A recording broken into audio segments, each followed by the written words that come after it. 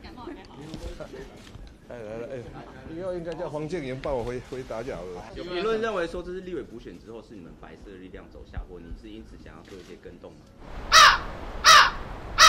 没有，我其实来讲哦，其实我每天都不晓得怎么回答你们的问题，这题目越来越奇怪。是让最新的民调，你的民调就是关于支持你是不是要选2020，掉了一半，你的支持度掉了一半，比蔡英文还低。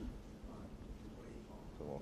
就是你的民调最新的民调，而且掉了一半。问题是，又没有说要选，为什么这实在是啊？你今天有没有其他比较正常的题目可以问？这样子会不会是对你来讲是一个警讯？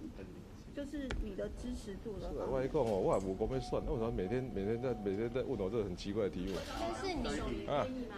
啊？如果找你当副手，蔡科配的话，你是哪一台的？要不要和韩国瑜合作？对人民有好处的。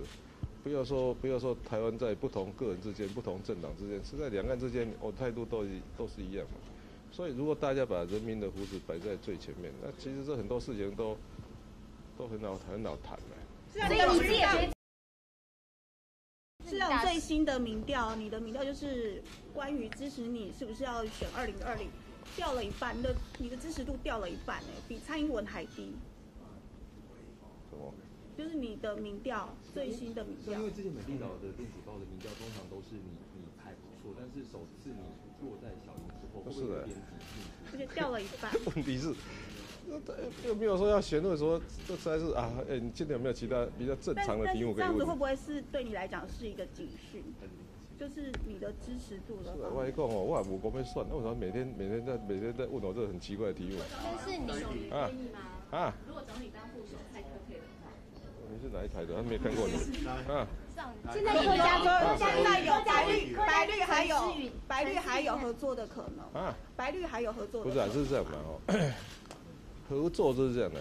你100件事情，那你不可能100%，其实同一党的都不见得100件事情都合作，所以常常合作就看议题嘛。而有时候对，所以还是那句话，如果把人民的福祉摆在最前面，其实可以做的，大家就合作，就哪有什么争议，对不对？陈思宇这次选的这么难看，陈思宇现在选的这么难看，然后现在蓝绿就酸说你这次连任是侥幸连任，你怎么看？